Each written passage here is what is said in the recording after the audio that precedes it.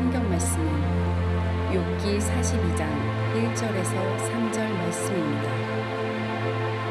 욥이 여호와께 대답하여 이르되 주께서는 못하실 일이 없사오며 무슨 계획이든지 못 이루실 것이 없는 줄 아오니 무지한 말로 이치를 가리는 자가 누구니이까. 나는 깨닫지도 못한 일을 말하였고 스스로 알 수도 없고 헤아리기도 어려운 일을 말하였나이다. 아멘.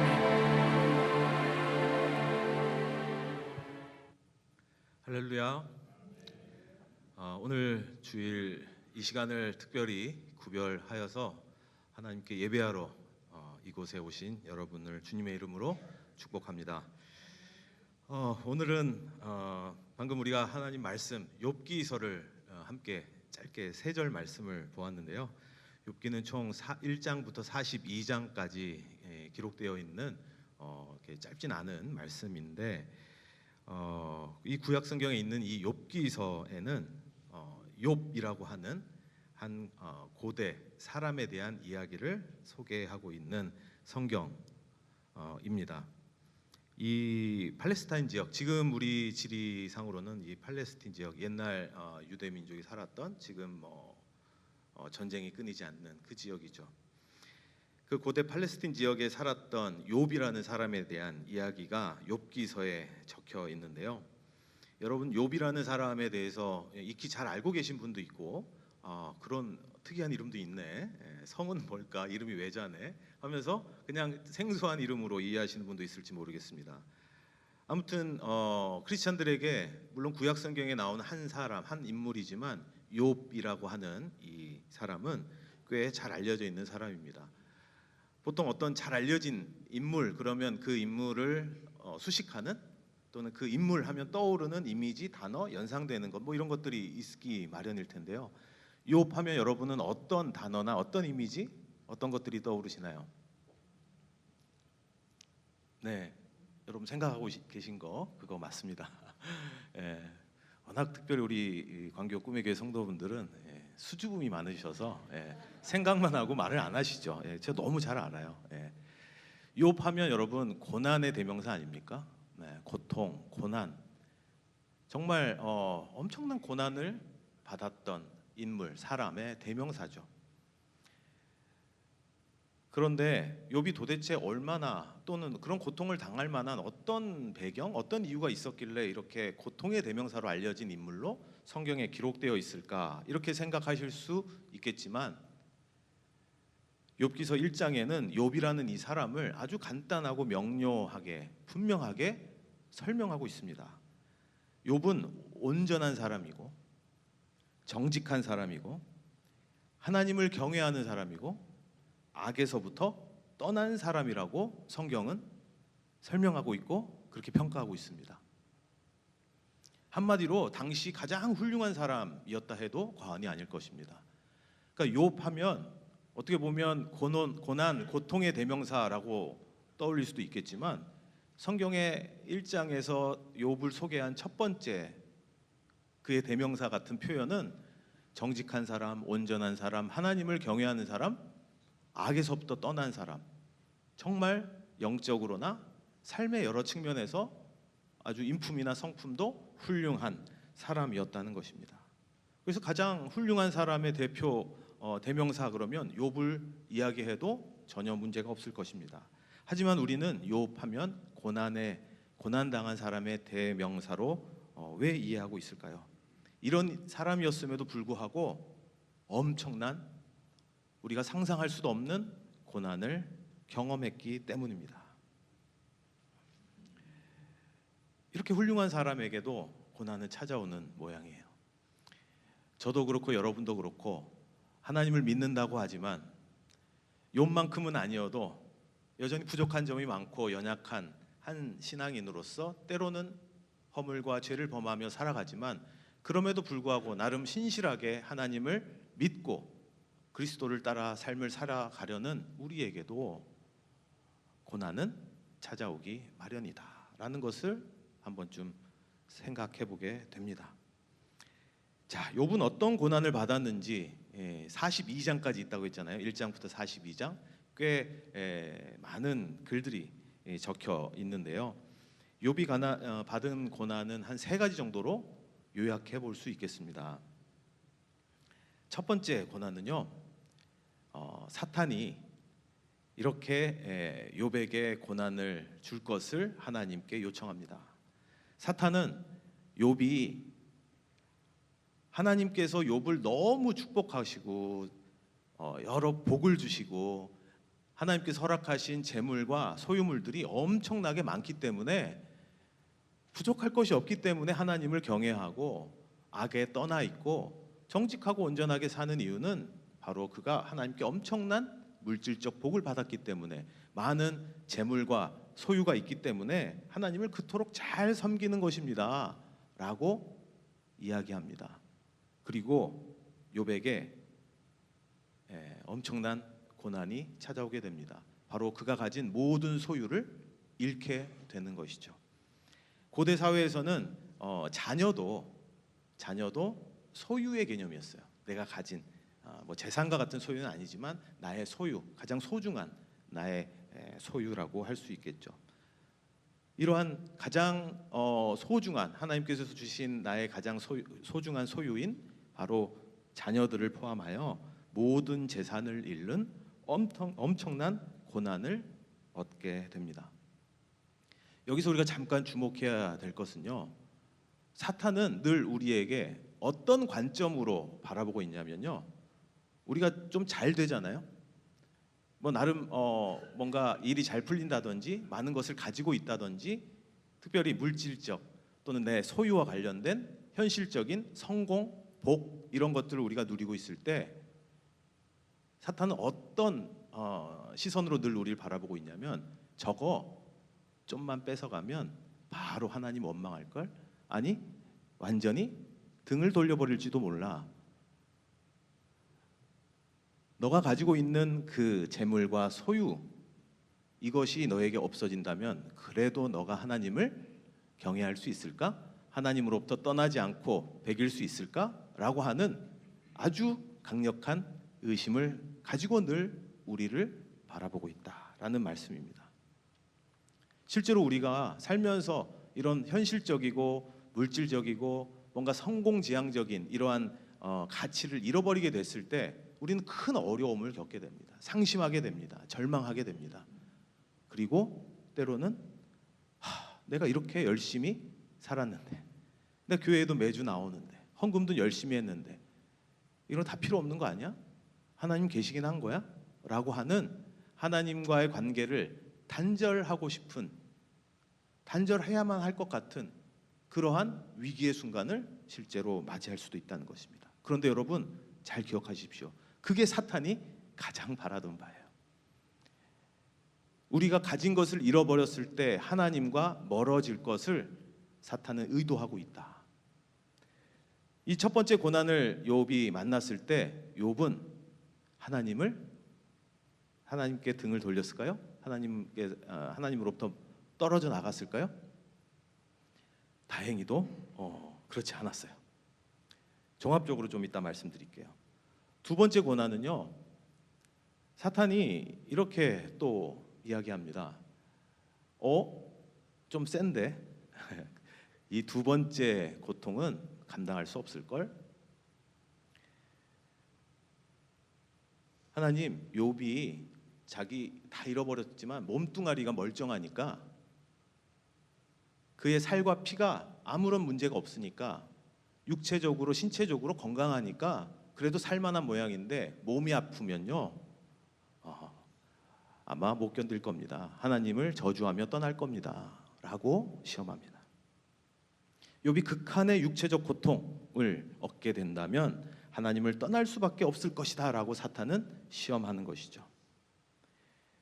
욥기서에 보면 어떤 신체적인 또는 질병으로 인한 어려움을 욥이 겪었는지 소개하고 있는데요, 온 몸에 발바닥부터 정수리까지 악성 종기로 엄청난 고통을 겪게 되었다라고 적혀 있습니다. 여러분, 우리가 성경을 읽을 때 좀 그 상상력을 잘 발휘해야 돼요. 우리는 굉장히 드라이하게 읽어요. 내일이 아니니까 남의 일처럼. 그리고 성경은 다소 문어체적으로 좀 딱딱하게 옛날식의 단어나 표현들도 많이 이렇게 적혀 있기 때문에 잘 이렇게 요즘 우리가 쓰는 언어적인 표현과 좀 다르기도 하고, 그래서 이렇게 딱 와닿지 않는 그러한 측면도 실은 있긴 한데요.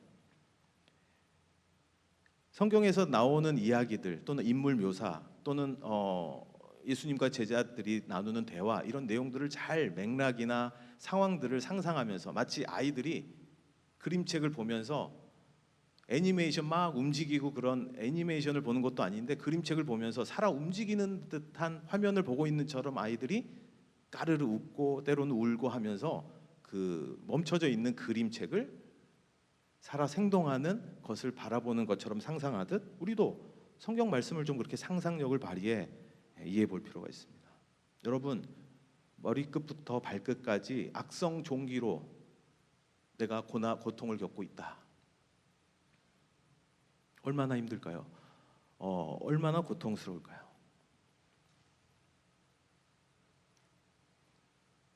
이걸로 인해서 뭐 죽거나 기절하지도 않아요. 하루 종일 잠잘 때도 쉬지 않고 온 몸이 가렵고, 긁으면 피가 나고 고름이 나오고, 다시 아물면 잠시 괜찮은 것 같지만 더 큰 가려움과 고통과 진물이 흐르는 그러한 보기에도 굉장히 혐오스러운 그러한 모습으로 점점 변해가는 욥 자신의 모습을 보면서 얼마나 힘들었겠어요. 세 번째 고난은요, 욥이 사람들과의 관계에 문제가 생기기 시작합니다. 관계. 이 고난 중에 있는 욥에게 그의 소중한 모든 사람들이 등을 돌립니다. 심지어 욥의 친한 친구들은 어떠한 위로도 해주지는 못할 망정 너가 하나님께 범죄했기 때문에 당하는 고난이라고 욥을 단죄하며 죄인으로 몰아갑니다. 욥의 형제도 친척들도 주변의 모든 사람들이 욥을 무시합니다. 한번 잘 들어보세요. 이건 아멘 할 건 아니야. 이 구절은 그냥 잘 들어보세요. 욥이 내 관계가 어떻게 무너졌는지 망가졌는지 한탄하는 거예요.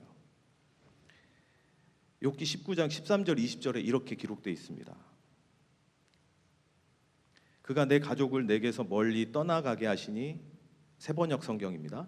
나는 아는 이들마다 낯선 사람이 되어버렸다. 친척들도 나를 버렸으며 가까운 친구들도 나를 잊었다. 내 집에 머무르는 나그네와 내 여종들까지도 나를 낯선 사람으로 대하니 그들의 눈에 나는 완전히 낯선 사람이 되고 말았다. 나를 투명인 인간 취급한다는 거죠. 있는데 없는 사람 취급하고 모르는 사람으로 대한다는 거죠. 종을 불러도 대답조차 안 하니 내가 그에게 오히려 애걸하는 신세가 되었고, 아내조차 내가 살아 숨쉬는 것을 싫어하고 친형제들도 나를 구박한다, 역겨워한다. 어린 것들까지도, 동네 애들도 나를 무시하며 내가 일어나기만 하면 나를 구박한다. 친한 친구도 모두 나를 꺼리며 내가 사랑하던 이들도 내게서 등을 돌린다. 나는 피골이 상접하여 뼈만 앙성하게 드러나고 잇몸으로 겨우 연명하는 신세가 되었다. 아멘이 안 나오는 게 맞죠? 욥의 고통에 우리가 웃을 수는 없지만, 여러분 주변에 이런 일이 여러분의 관계가 이렇게 망가진다면 여러분 견딜 수 있겠습니까? 욥은 자신이 가진 재물, 소유 이런 것들을 모두 한순간에 그냥 사라져 버렸어요. 잃게 됐어요.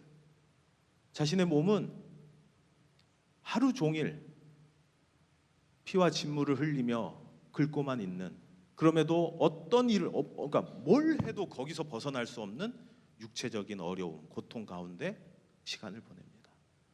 그나마 주변에서 얼마나 힘드니, 그래도 내가 옆에서 좀 널 간호해 줄게, 도와줄게, 널 위해 기도할게 하는 사람까지 모두 그런 사람이 있기는커녕 모두 떠나버리고 등을 지고 낯선 사람처럼 되어버리고 나를 싫어하고 구박하고 죄인으로 정죄하면서 사람들과의 관계에 있어서도 완전히 외톨이가 되어버렸습니다.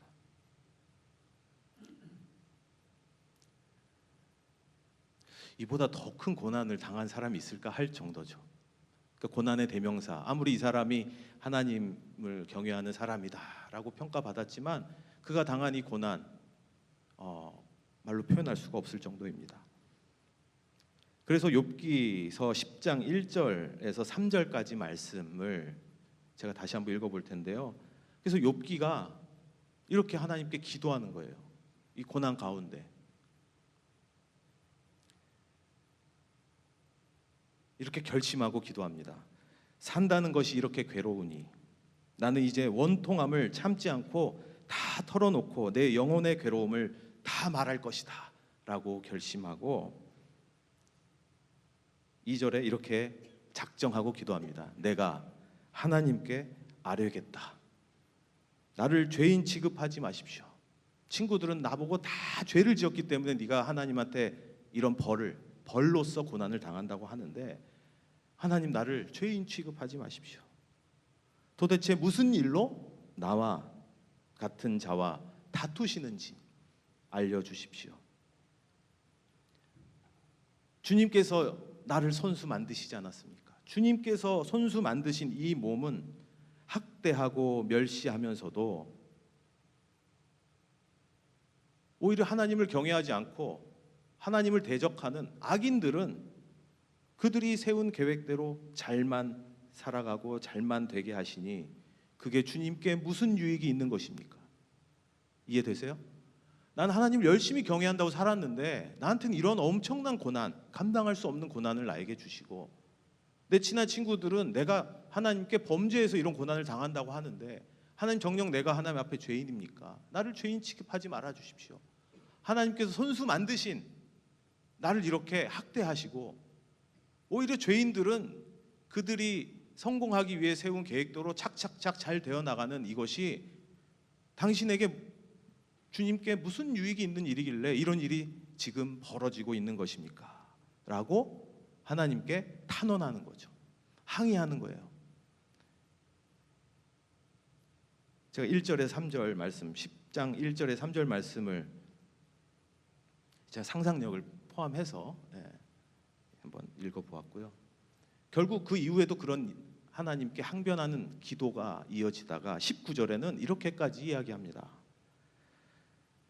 자신을 향해서 하나님께 내가 마치 생기지도 않은 사람처럼 태어나지도 않은 사람처럼 모태에서 바로 무덤으로 내려갔더라면 더 좋았을 것입니다. 이게 무슨 말입니까? 태어나지 않았으면 더 좋았을 것 같다. 근데 이미 태어났잖아요. 죽고 싶다. 죽는 게 낫겠다. 정말 최악의 참혹한 고난을 지나가고 있는 욥이 하나님께 탄원하고 이럴 거면 나를 왜 태어나게 하셨나요? 라고 외치는 절규인 것이죠.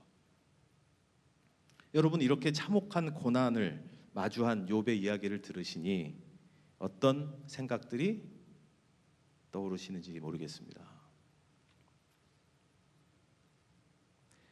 오늘 함께 지금 이야기를 나눈 이 욥만큼은 아닐지 몰라도 엄청난 고난을 겪은 또 한 사람의 이야기를 짧게 소개해 볼까 합니다. 그 사람은 바로 빅터 프랭클이라고 하는 정신의학자이자 심리치료가입니다. 화면 보이시나요? 빅터 프랭클. 그 옆에 죽음의 수용소라는 책이 번역된 책인데요. 이 책이 소개되어 있는데 이거는 뭐 고등학교 또 대학교 교양 수업의 필독서로 워낙 많이 알려져 있기 때문에 여러분 중에서도 읽으신 분도 있으실 거라 생각이 듭니다. 이 빅터 프랭클이라고 하는 사람은요, 오스트리아 출신의 유태인입니다. 이분이 1905년에 태어나서 1997년에 돌아가셨으니까 이분이 어떤 시대적 상황에 삶을 살았을지 상상이 되실 텐데요. 이분은 특별히 2차 세계대전 당시에 본인이 유태인이었죠. 예, 유태인 수용소에 머물렀던, 그리고 그 홀로코스터 엄청난 학살 속에서 생존한 사람입니다. 그렇기 때문에 방금 슬라이드로 보신 죽음의 수용소라는 책도 우리에게 읽힐 수 있었던 것이죠. 이 빅터 프랭클은 여러분 뭐 많이 들어보셨을 여러 유태인 수용소들 중에서도 악명 높은 아우슈비츠 수용소를 포함해서 4개 수용소로 옮겨 다니며 결국은 살아남은 사람입니다. 이 빅터 프랭클도 모든 가족을 잃습니다. 수용소에서 어머니와 동생이 죽는 모습을 목격하게 되고요. 같은 수용소에 있다. 그리고 다른 수용소로 이송되는 과정 중에 떨어져 있긴 했었습니다만은 아내도 수용소에서 죽고 맙니다. 이제 홀로 자신만이 2차 세계대전이 끝나가던 1945년 4월경에 구조됩니다. 그래서 남은 여생을 본인이 전공한 정신의학, 심리치료 영역에서 많은 업적을 남기고 생을 마감하게 되었죠. 이 사람의 가장 대표적인 업적으로 소개되고 있는 것은 아까 그 죽음의 수용소라는 책에도 기록되어 있고 수많은 저서와 논문을 통해 발표된 의미치료라고 하는 심리치료 요법입니다. 테라피, 소위 심리 사이코테라피라고 하죠. 심리치료 방법론을 창시합니다. 의미치료. 이분이 겪었던 수용소에서의 극한의 삶, 그리고 이 의미치료의 이야기, 이것이 우리에게 잘 알려져 있는 아까 그 죽음의 수용소라는 책에 기록되어 있는데요. 뭐 읽어보신 분들은 혹시 기억이 나실지 모르지만 이 빅터 프랭클은 거기에서 수용소에서 만난 여러 많은 본인이 경험한 또 만났던 사람들의 이야기를 거기에 수록하고 있는데, 이거는 그냥 단순히 내가 수용소에서 어떻게 살았다라고 하는 경험담을 적어놓은 책이 아니고요. 결론에 가면 이 의미치료라고 하는 것이 인간에게 얼마나 효과적인 심리치료 방법이 될 수 있는가라는 것을 결론으로 내기 위해서 본인의 수용소 경험, 수용소에서 만났던 사람들의 이야기를 어떻게 보면 근거로 제시하고 있는 것입니다. 빅터 프랭클이 창시한 이 의미치료, 영어로는 로고테라피라고 하는데요. 이 의미치료의 핵심은 뭐냐면, 의미치료니까 의미가 핵심이겠죠. 의미. 바로 삶을 살아가게 하는 핵심이 의미라는 겁니다. 삶의 의미. 인간은 선택할 수 있는 자유의지를 가진 유일한 생명체로서 어떠한 상황 속에서도 삶의 의미를 발견할 수만 있다면 비로소 살아갈 수 있다는 겁니다. 어떤 상황 속에서도. 근데 반대로요. 어떤 상황 속에서도 삶의 의미를 발견할 수 없다면 살아갈 수 없다는 겁니다.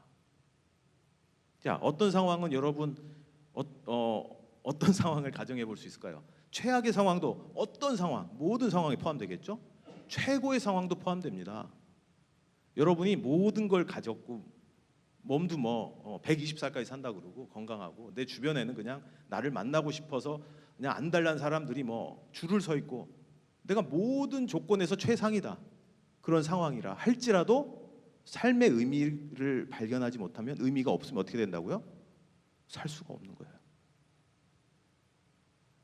반대로 욥과 같은, 빅터 프랭클과 같은 최악의 상황에서도 어떤 의미를 발견한다면 그 하루를 살 수 있더라는 거예요. 죽음의 수용소에서 빅터 프랭클은 도대체 어떤 사람을 만났길래, 어떤 경험을 했길래 이처럼 극한의 상황, 정말 죽을 날만 기다리고 살아도 아무렇지 않을 그러한 상황 속에서도 삶의 의미가 살아갈 수 있게 하는 핵심, 원동력이다라는 주장을 이렇게 확신 있게 했고, 그것을 치료법으로 개발해서 많은 사람들을 돕는 심리치료사가 되었을까요? 보니까 크게 셋으로 나눠줄 수 있더래요. 어떤 사람은요, 죽음의 수용소라는 이름이 왜 붙였겠습니까? 처음에는 이 유태인들도 잘 몰랐대요. 그런데 시간이 지나면서 결국은 내가 여기서 죽게 되는구나라는 것을 다 알게 되고 예고된 죽음을 속에서 그냥 하루하루 살아가는 거예요. 삶의 의미를 발견한다는 것이 너무너무 어렵겠죠. 결국 나는 죽게 될 것이다. 오늘 내가 하루 사는 것이 무슨 의미가 있겠는가? 이런 사람들이 있었대요. 이런 사람들은 그렇게 의미를 놓치는 순간, 의미를 전혀 찾지 못하는 그 순간 삶이 어떻게 되냐면 화장실도 안 간대요. 그냥 누운 상태로 대소변 그냥 보고 아무런 의미가 없는 거예요.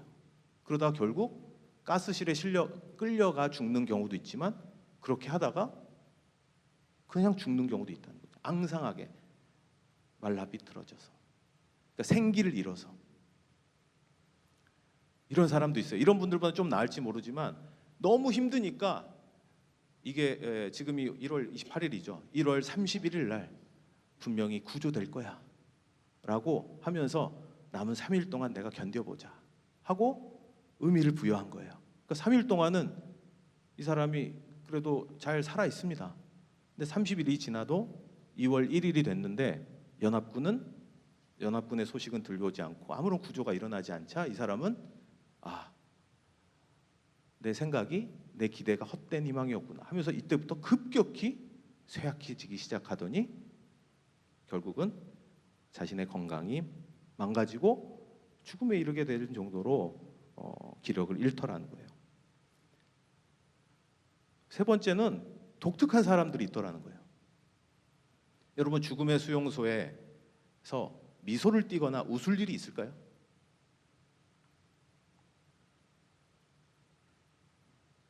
예, 있겠죠. 있으니까 물어봤겠죠. 있더라는 거예요. 너무 이상하게. 어떤 사람이 웃고 있어요. 물어봤다는 거 아닙니까?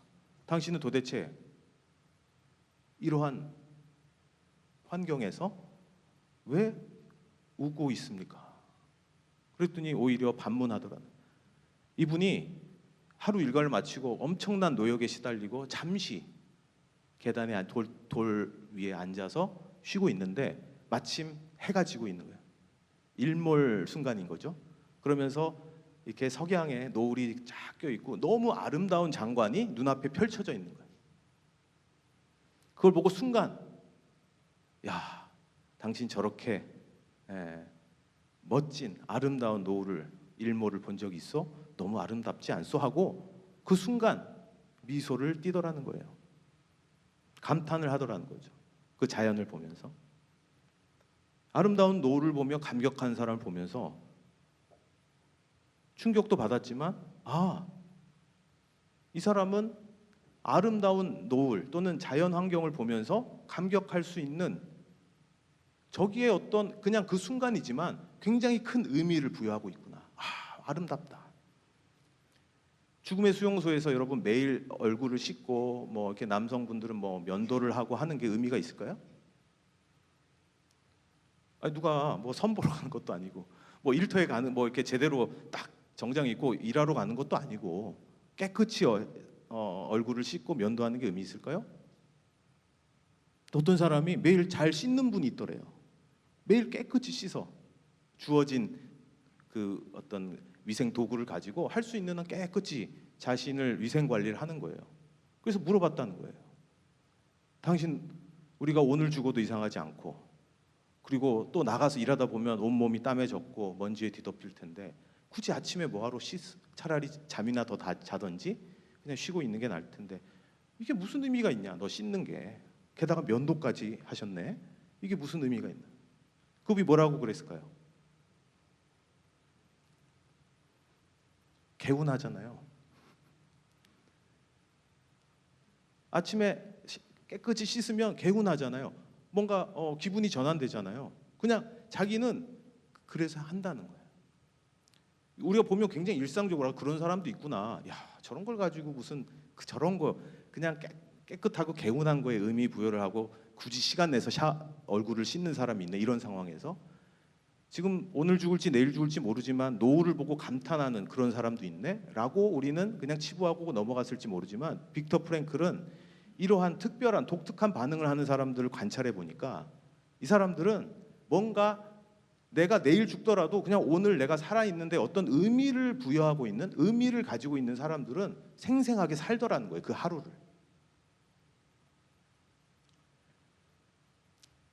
다시 욥으로 돌아가서 욥은 고난 가운데 정말 힘들고 고통스럽겠지만 그 중에서도 가장 힘들고 고통스러운 것은 내가 왜 이런 고통과 고난을 겪어야 하는지 이해할 수 없는 상황이 가장 힘들었을 것 같아요.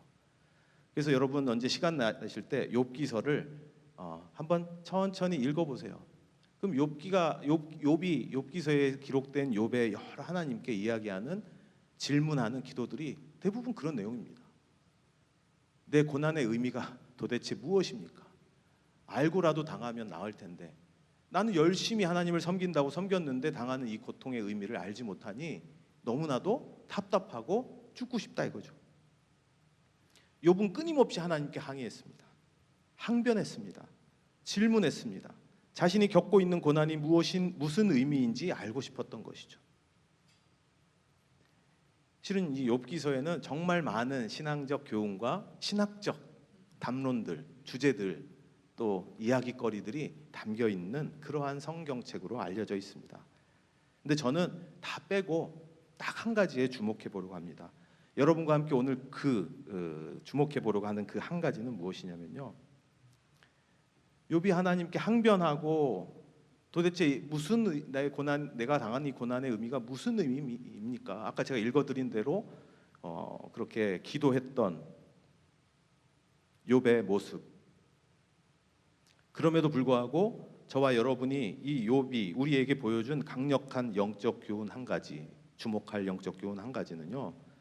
저는 이렇게 마지막 장을 읽으면서 하나님께 저에게 감동을 주셨습니다. 어떠한 상황에서도 욥은 절대 하나님을 떠나지 않았다.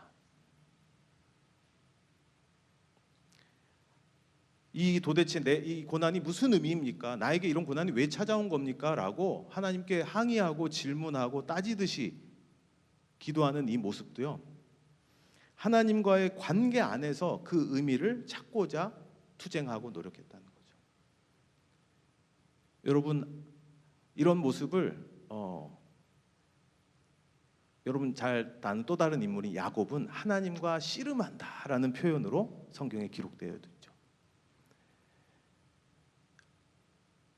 내 삶의 의미를 찾기 위해서 때로는 이해할 수 없는 일들 또는 내가 인간의 이해로는 그 답을 찾을 수 없는 의미를 찾을 수 없는 일들 앞에 하나님과의 관계 안에서 씨름하듯이 때로는 그 의미를 찾아야 할 때가 있다는 것입니다.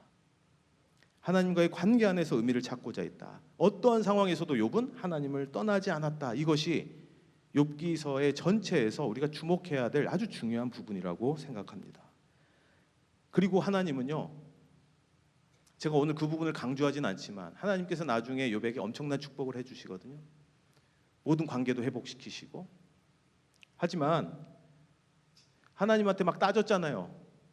하나님, 죄인들은 저렇게 잘 되게 하고 하나님 나를 지으셔 놓고 나를 만드신 하나님께서 왜 나를 죄인 취급하십니까? 하면서 따지듯이 항변했잖아요.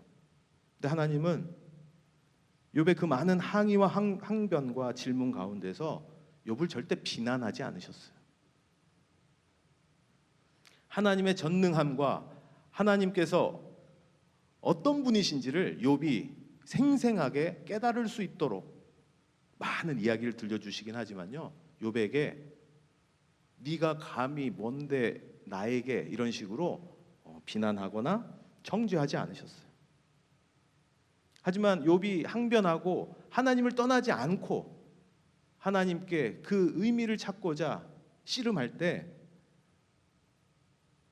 결국 욥은 창조주 하나님을 깨닫고 인식하는 순간을 만나게 됩니다. 그때 너무나도 작은 피조물로서 한 인간의 항변과 원망이 얼마나 무의미한 것임을 비로소 깨닫게 됩니다.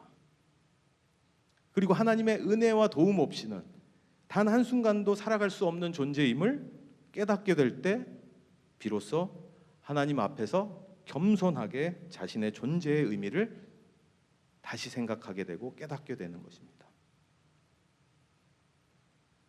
우리에게 주어지는 상황과 조건은 하나님께 더 가까이 다가가야 하고 하나님과의 연결력을 더 강하게 해야 하는 신호와 자극이라는 것을 여러분 깨달으시기 바랍니다. 때로는요, 하나님 어떻게 나한테 이럴 수 있어요? 하나님 계시다면 내 기도를 들어주세요. 때로는 항의나 항변과 같은 기도를 할지라도 하나님 안에서 그 의미를 찾기 위한 씨름으로 하시기 바랍니다. 늘 좋은 일만 있을 수 있나요?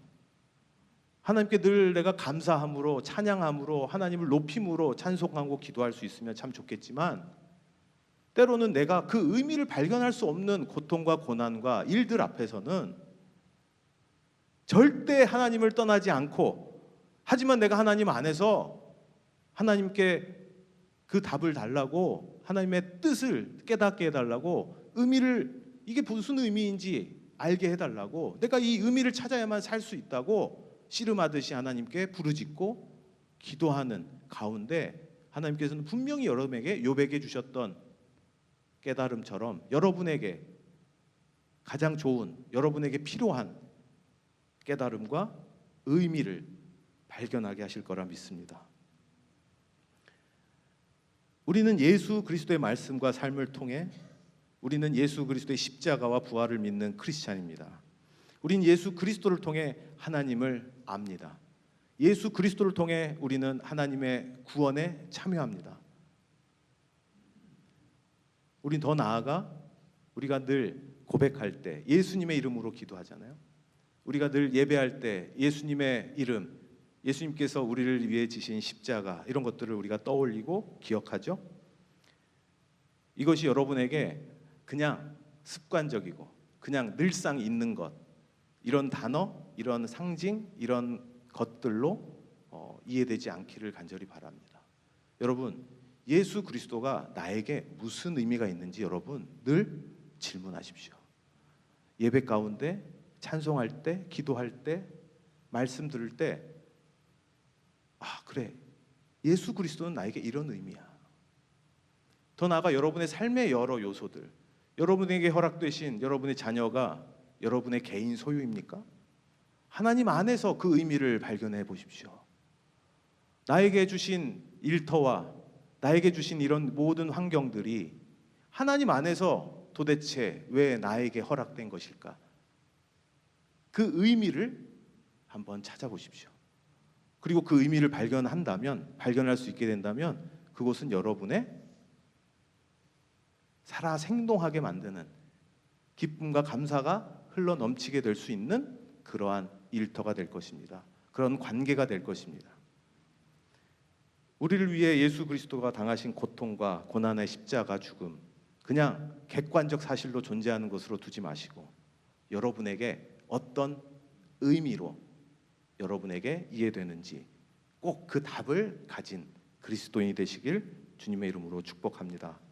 여러분 주변에 여러분이 가지고 있는 여러분에게 허락된 모든 것들이 하나님과의 관계 안에서 어떤 의미가 있는 것인지 여러분 꼭 그 답을 가지실 수 있기를 그러한 축복이 있으시기를 주님의 이름으로 축원합니다.